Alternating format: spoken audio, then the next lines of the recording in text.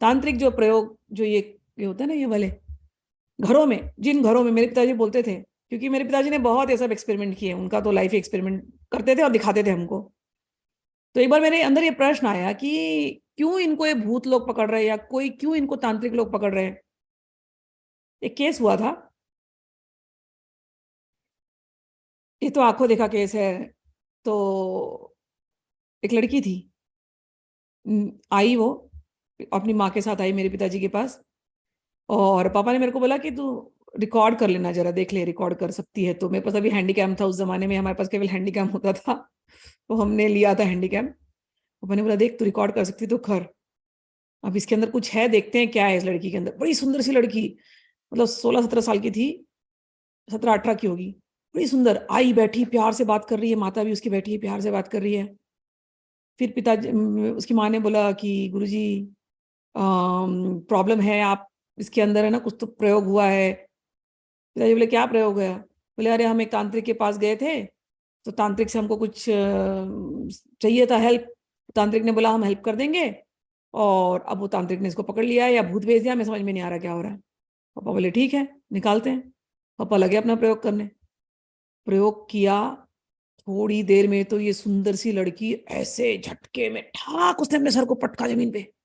हम लोग देख रहे हैं, इतनी जोर की आवाज, और उसके बैठने का तरीका बदल गया।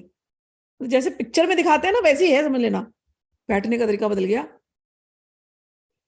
और वो आवाज बदल गई, लड़की की आवाज लड़के में, आदमी में, और एकदम बात कर रही है, एकदम मुसलमानों जैसा शुरू किया उसने कुछ पढ़ना। उसको मुसलमानी भी आता था, और उसको हमारे हिंदू तंत्र भी आते थे। कुछ शाबर वाबर शुरू किया उसने, पिताजी भी शुरू कर दिए। तो बाद में बोलता है आप क्या मेरे पर तंत्र करोगे, आपने दिशा ही गलत पकड़ी है। उसने पापा को चैलेंज किया। पापा पकड़े दिशा, फिर पापा ने जगह दिशा बदली। पापा बोले आप हैं कौन, क्यों परेशान कर रहे हो लड़की को। बोले परेशान, मैं तो इसको छोड़ूंगा ही नहीं, इसकी माँ को तो मैं बिल्कुल नहीं छोड़ूंगा। पापा बोले क्यों, क्या हुआ क्या।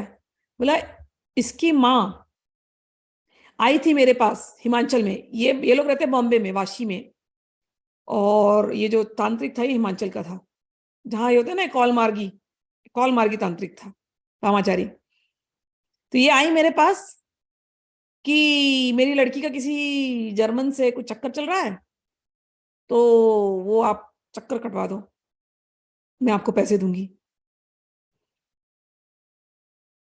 तो मैंने करवा दिया। अब वो जर्मन तो छोड़ के चला गया इस लड़की को, तो माँ ने पैसा देना चाहिए था मुझे। इस माँ को लगा कि ये तो वाशी में रहती है, मैं तो हिमाचल में रहता हूँ, तो माँ पैसे देने को तैयार नहीं है। तो मैं इस लड़की के अंदर, अब मैंने परकाया प्रवेश कर लिया। तांत्रिक ने हिमाचल से वाशी में, हाँ, बैठी लड़की, परकाया प्रवेश कर लिया। अब तो मैं नहीं छोड़ूंगा। तो मैंने इसको पहले ही बताया, किसी और तांत्रिक के पास भी गई थी, मैंने माँ को पहले ही बोला कि तू पहले मेरे पैसा दे। तो माँ ने मेरे को बोला अच्छा ठीक है पैसा देती हूँ, लेकिन अभी मेरे पास है नहीं। तो हमारा फिर कॉन्ट्रैक्ट बना, माँ का और मेरा, तांत्रिक का, कि हर फ्राइडे को तू लोगों को बुलाना, मैं उनका आगे पीछे से बता दूंगा, फिर जो धन आएगा वो मुझे दे देना। ठीक है। अब ये लेडी हर फ्राइडे को सबको बुला रही है घर के अंदर, और इसकी बेटी बैठी है, बेटी माध्यम है, मीडियम है, ये तांत्रिक वहां हिमाचल में बैठा है, और पारका प्रवेश करता है फ्राइडे को, और सबसे सबके आगे पीछे बता देता है, और फिर बता करके पैसे लेते हैं। वो लेडी पैसे लेने लगी, आधे पैसे रखती थी, आधे पैसे चोरी कर लेती थी माँ उसकी। तांत्रिक ने देख लिया, और तब तक ये तांत्रिक को ये लड़की अच्छी लगने लगी। बोला अब तो बात दोनों हो गई गुरुजी, अब तो मुझे ये अच्छी भी लगती है, और इसकी माँ को तो मेरे को छोड़ना ही नहीं है, इसने मेरे कितने पैसे खाए, अब मैं इसको परेशान करूंगा।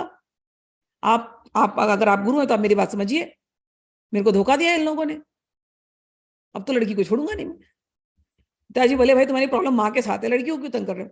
नहीं, लड़की को तो लेकर के आई थी ये, मैंने कराया ना ऐसा काम, तो अब लड़की के थ्रू लूंगा मैं इससे। ये वामाचारी तांत्रिकों का ये हाल है। लड़की परेशान, माँ परेशान। अब पिताजी बोले भाई ले आना, फिर शिविर में ले आए उनको, फिर उनके पीछे जो भी मेहनत की, आराम तो मिल गया कुछ दिन के लिए। वो आदमी जो था वो परकाया प्रवेश वाला तांत्रिक छोड़ दिया, बोला मैं छोड़ रहा हूँ, आपने बोल दिया इसके लिए।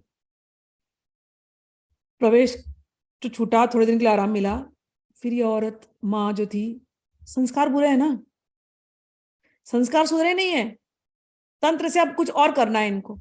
अब पता चल गया इनको पैसा कमाने का तरीका क्या है, कि औरतों को मतलब लोगों को बुलाना है फ्राइडे को, अब पैसे बना सकते हैं। अब ये माँ दूसरे तंत्रिकों को ढूंढ रही है, क्या है हमारा तो इनकम ही बंद हो गया।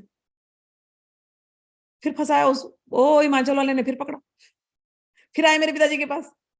मेरे पिताजी बोले भैया मैं तुमको कुछ हेल्प नहीं कर सकता, यदि तुम अपने संस्कारों को नहीं बदलोगे, तुम जगह जगह में अपनी बेटी को यूज करते हो तांत्रिक तांत्रिक प्रयोगों के लिए, तुम्हें शर्म आनी चाहिए। एक बार तुम्हारी मदद की आप, तुम्हारी बच्ची को बचाने के लिए, अब तुम्हारे अंदर इतना लालच इतना लोभ है, तो जाओ भाई, तुमको जो तांत्रिक से तुम्हारा काम बनता है उनके पास जाओ, हम लोग ये काम नहीं करते। तो उनके जाने के बाद हमारे घर में चर्चा चलने लगी, पिताजी बोले कैसे कैसे लोग हैं, क्या हेल्प किया जाए इनको, क्या सहायता की जाए। मैंने पूछा क्यों ऐसा, लेकिन वो बोले यही तो कारण है, इनका लोभ इतना है कि लोभ के कारण ये फंस रहे हैं।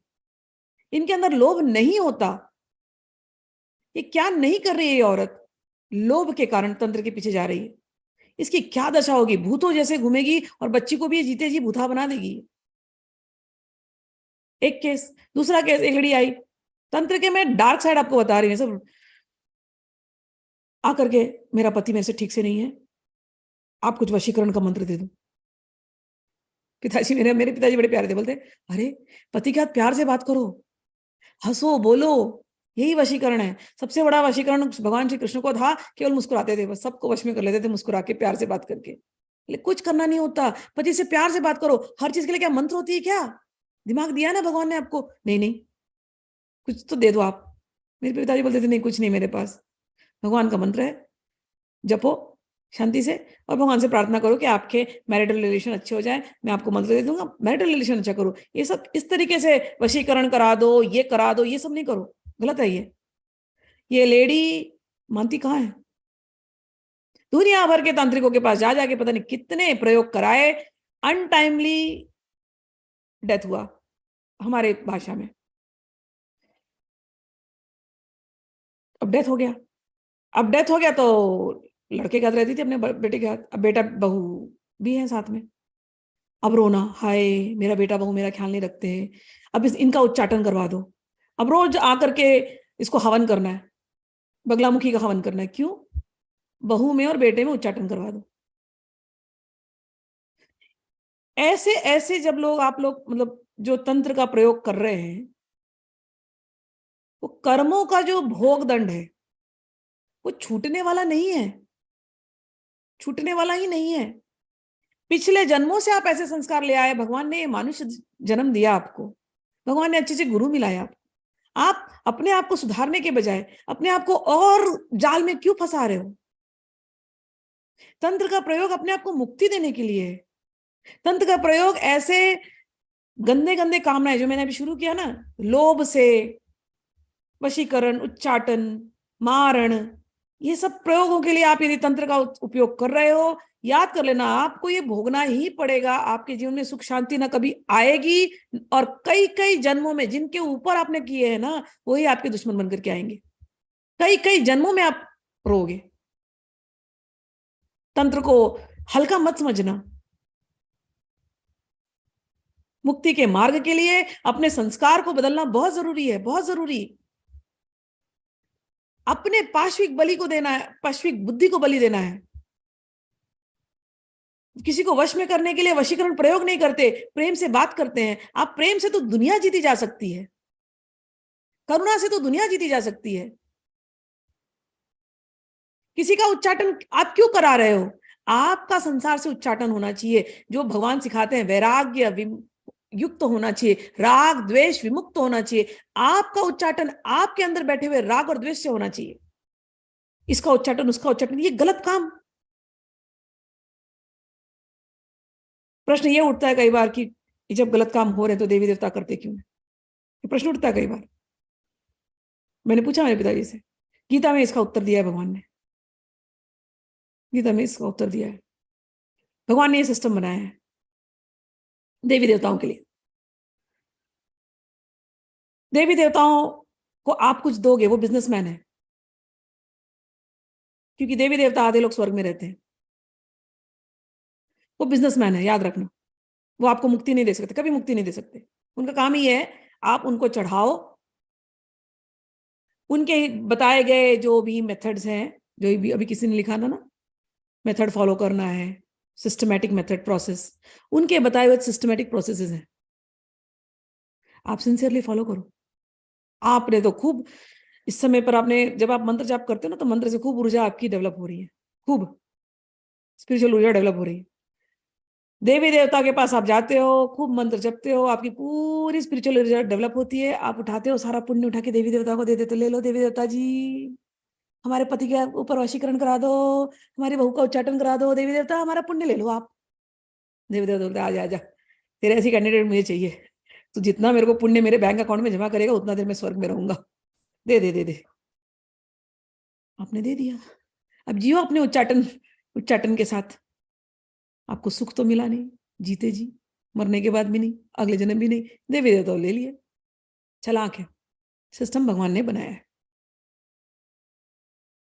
आप यज्ञ करोगे, हवन करोगे, जिस भी देवी देवता की इच्छा पूर्ति के लिए, आपकी इच्छा पूरी होगी, उसके साथ साथ उसका पाप और पुण्य, उसका जो फल आने वाला है ना, वो भी आपका पीछा नहीं छोड़ेगा। गीता में इसलिए कर्म की फिलॉसफी को समझना बहुत जरूरी है।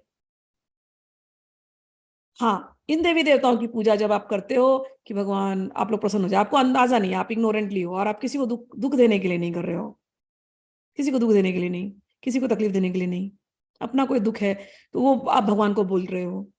प्रेम से आप जाते हो देवी देवता से पूजा पाठ करते हो, तो इच्छा तो पूरी होगी, लेकिन देवी देवता प्रसन्न होकर के धीरे धीरे धीरे धीरे धीरे धीरे आपको सही रास्ते पे ले आने के प्रयास करेंगे। और अब फिर गीता, ललिता त्रिपुर सुंदरी या ऐसे कोई गुरु से आप मिलोगे जहां आपकी बुद्धि खुलना शुरू होगी और आपको फिर ज्ञान दिया जाएगा। अरे छोटी छोटी चीज मत मांगो, भगवान को मांगो, भक्ति मांगो, प्रेम मांगो, संसार में सबके साथ प्रेम से रहो, किसी के साथ द्वेष मत करो, किसी के ऊपर क्रोध मत करो, कामनाओं को अपने नियंत्रित रखो।